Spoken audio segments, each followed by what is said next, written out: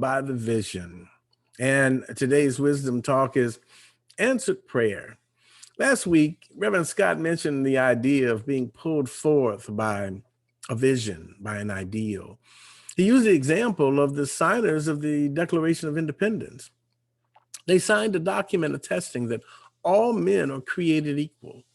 And while many of them were slaveholders and not living that ideal, somehow Spirit inspired them with the vision of this divine idea. Spirit working through them to have its idea made manifest. Reverend Michael Beckwith of Agape International often speaks to the idea of being pushed by pain and pulled by vision. I think that the pain of the pandemic has inspired much pushing, so much so that we can't deny it, and change is indeed underway. And Reverend Scott talked about the value of living in the question, praying without ceasing. What is Spirit's highest vision for my life? And so today we dialogue about answered prayer. Ernest Holmes, founder of Science of Mind, wrote that prayer is a thought, a belief, a feeling arising within the mind of the one praying. I also like the description from Charles Fillmore, the co-founder of Unity, along with his wife, Myrtle Fillmore. He's the author of the Metaphysical Bible Dictionary, and I love this description of prayer.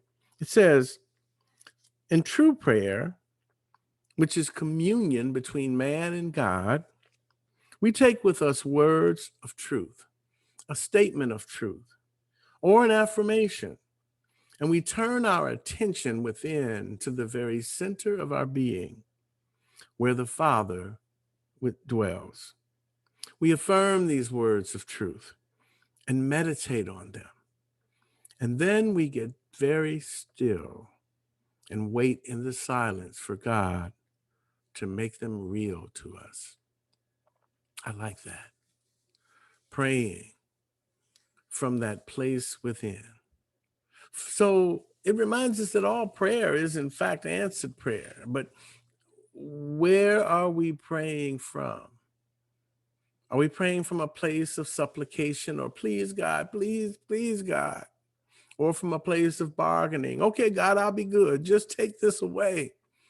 Or from a place of fear. Oh God, please take care of this monster that's chasing me.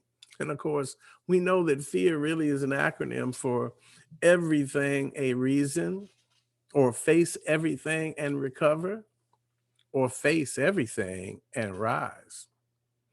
Or when you pray, do you pray from the authority of the Christ presence within you? Do you pray believing?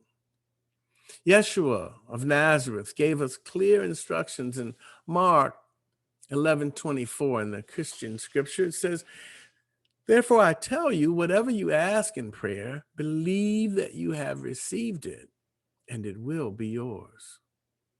And when you pray, believe when you pray. If you choose to worry, know that worry is just blind faith in the worst possible outcome. And as an old timer told me, if you're going to worry, don't pray. If you're going to pray, don't worry.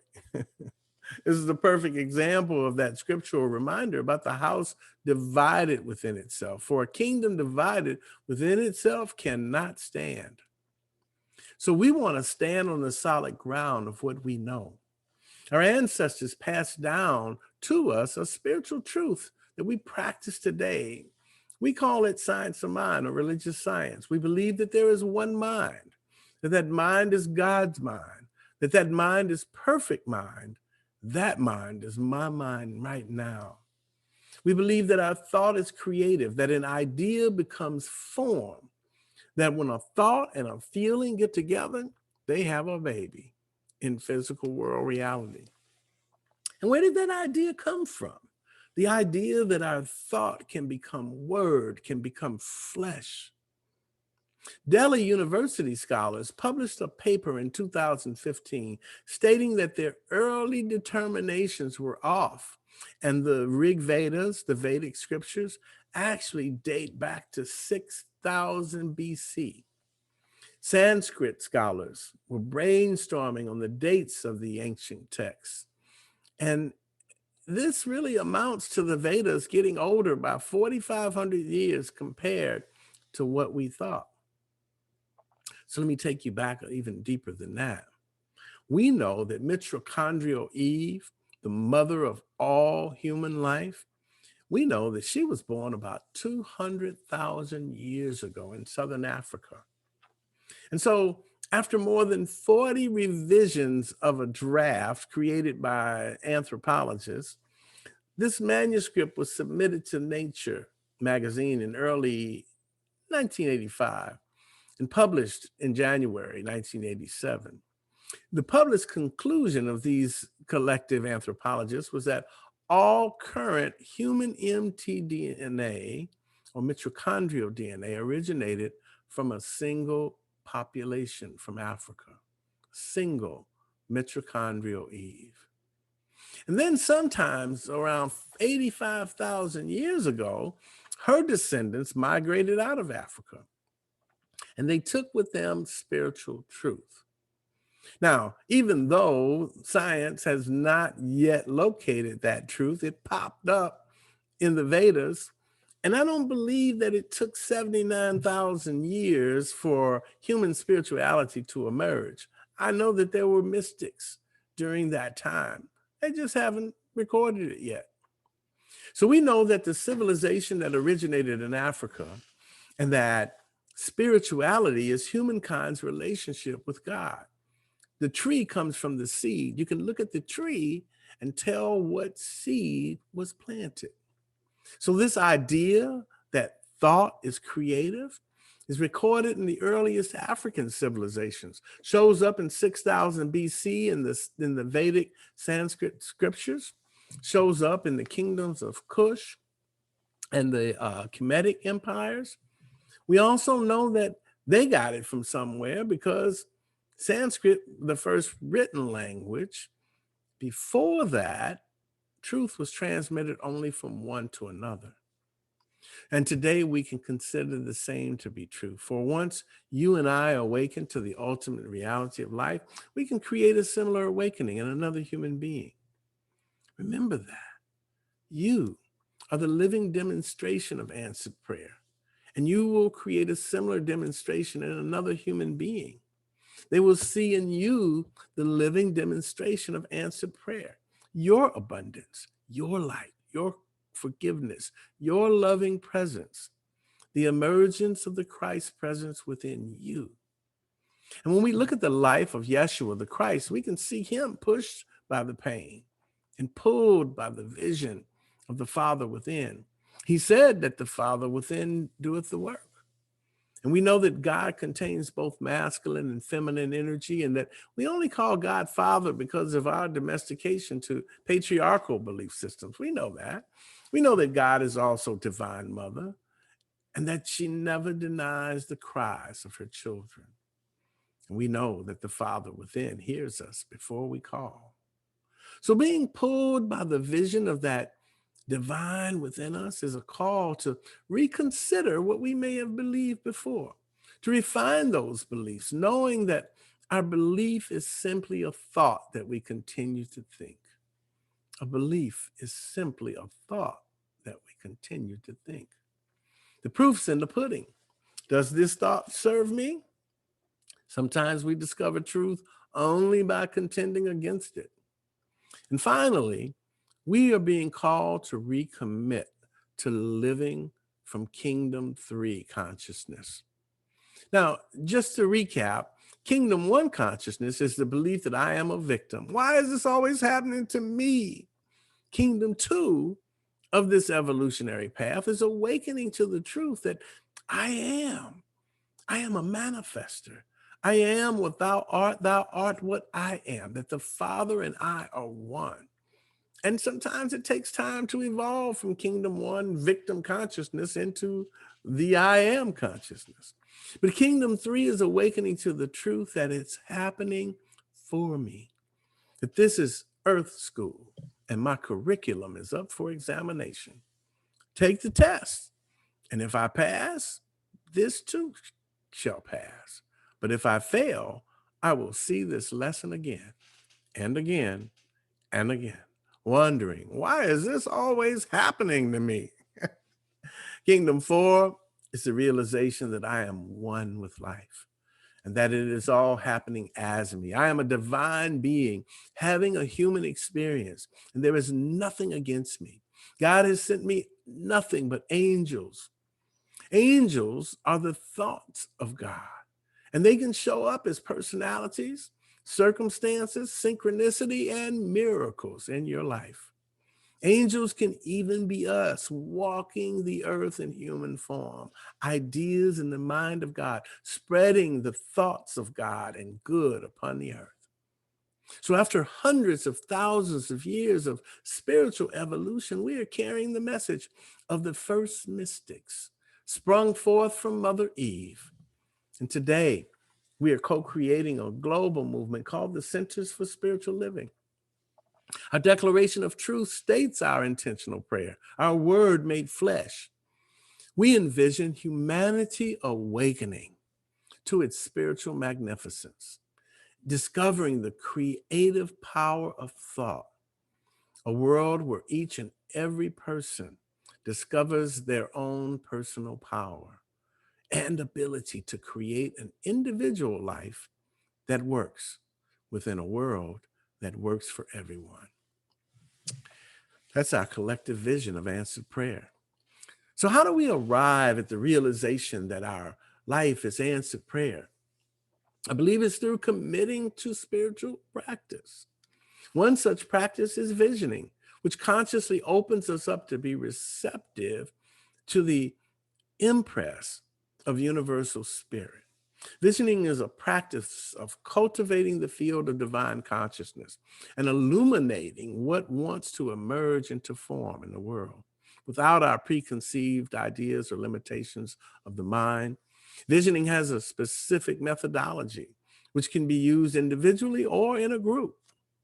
Visioning can be also done informally.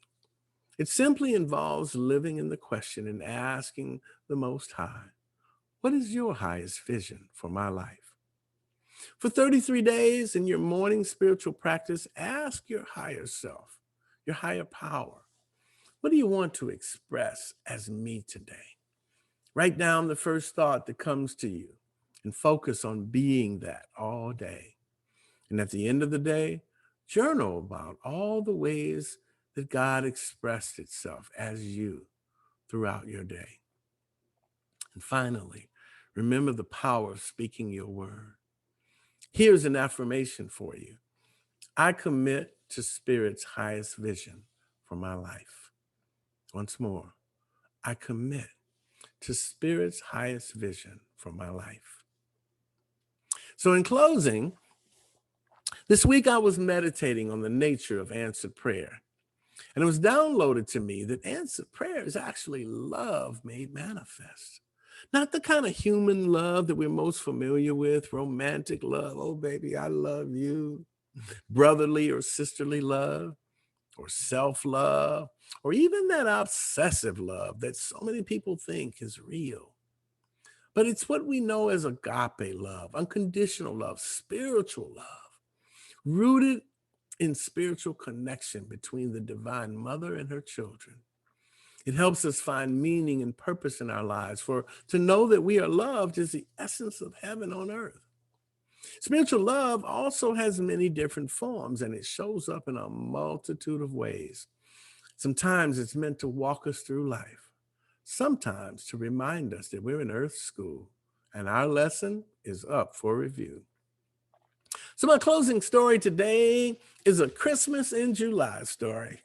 It's about a lesson I received in earth school, and I hope you can relate. So it took place during the Christmas season, maybe 10, 15 years ago. I was sponsoring a guy who was suffering from the holiday blues. It was a classic case of the isms. You know, when we get consumed with I, self, and me. It's a unique form of suffering that the mind brings on. And my sponsor used to tell me that it's not that you think so much of yourself or that you think so little of yourself, it's that you think only of yourself. So I passed this wisdom on to my sponsee and I told him, we need to get you out of yourself and into service, doing something for somebody else. So just coincidentally, one of the prayer practitioners at our center, Linda or maybe Deborah, had given me some elf hats for the Christmas season. Huh, I don't know why in the world they did, but now that I'm looking back on it, I can see what Spirit's intention was for these hats as they came in handy, as you'll hear. I told my sponsee, look, I got a perfect solution for you. And I took him with me to a local retirement community in Altadena, where I imagined someone there must have been praying for the joy of Christmas to return. Because here we were, a few nights before Christmas, with our elf hats stuck on firmly. And I told him, we are going to sing Christmas carols. Ah, he was shocked, but smiling as we walked into this place. And I could tell by the look in his eyes that his spirit was already lifted. We sang our hearts out. I can't even remember if we had music, but the music came from our hearts. The residents sang along with us and they were overjoyed. One of them came up to my sponsee afterwards and said, "Hi, honey, what room are you in?" So that's the backstory of how I got that elf hat. Now, the drama of Spirit is often complex and it contains plot twists and turns that you're not aware of until they happen. And it just so happens that another answered prayer was in process. A little boy in Pasadena had written a letter to Santa saying that his mom had too many kids and they needed toys for Christmas because mom didn't have no money, and could Santa please make something happen? This letter got to the Pasadena post office, probably because it didn't have a stamp on it, and through some strange turn of events, made its way over to Pasadena City Hall. Someone there took one look at this letter and said, this should go to the desk of Miss Adelaide Massengill. She'll know what to do. And anybody who knew Miss Adelaide, she was the children's teacher at our center, prayer partner, practitioner. She was a prayer warrior. She is a prayer warrior, even on the other side of life. So she knew exactly what to do, and she drummed up support. Maybe it was from the book club that she had started that ran forever, and she collected a ton of toys. Then she realized she needed an elf to deliver them. And then she realized she had one, me. So there I am, a few nights before Christmas, huge bag of toys in the rear seat of my car and my elf hat firmly on, walking up to the steps on a house right off of Rosemead Boulevard, Pasadena. And I could hear a gang of kids in that house. The windows were fogged up, the lights were sparkling. And as I knocked on the door, I heard the rumble of what sounded like 100 little feet running to the window to see who it was. They pulled back the curtains. They saw that elf hat and they knew something was up. There was an explosion of energy. Mom, mom, mom, Santa's helper. Santa's helper is here. He got a big bag. Mom came to the window and looked out suspiciously. She saw me and her suspicion turned to a smile as she opened up that door. "Hello, ma'am. I'm Santa's helper. And your son, Hector, wrote a letter to Santa for toys for all the boys and girls. And I'm here to deliver them. Ho, ho, ho." The little boy who wrote that letter almost leaped through the roof. "I told you, I told you, I told you, I told you," he yelled over and over. He was hopping around like he was on a pogo stick. His brothers and sisters were in awe, their mouths gaping open as I set this huge bag of toys on the floor. Mom's eyes were watering. And me, I was about to let loose a floodgate of tears, but I held it together as I yelped out a "Merry Christmas" from Santa and all the elves at the North Pole. Ho, ho, ho. "God bless you," said Mom. And I I couldn't dare to get a word out lest the tears overtake me. I was answered prayer that night, family. I was both the gift and the giver, as I was a witness to the essence of that spiritual love being revealed. Through this complex chain of events and souls, love made its way known. The Cosmic Coordinating Committee lined up all the ducks, all the players, got the toys together, and all the circumstances so that love could be revealed to you on this day. For you are the answered prayer.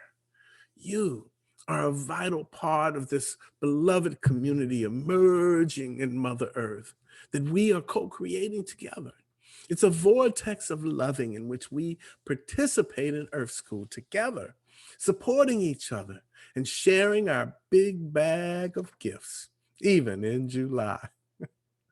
So sometimes this love thing, this interaction between us and spirit that inspires answered prayer and cultivates the ground consciousness of receptivity. It's hard to comprehend with the mind brain. Sometimes it can only be perceived by the soul, the heart's brain. And sometimes we find that even so, our view is limited from down here on the ground. So we must use the ladder of spiritual practice to raise ourselves up a little higher in the beloved community so we can see one another with the eyes of God, that love is. And not only can we use it, but it can also use us. And when we remember to pray from the place of the Christ presence within us, then we can realize with our real eyes that all prayer is answered prayer because we, you and I, are that perfect idea in the mind of the one. And so it is. Amen, Amen, and Ashe.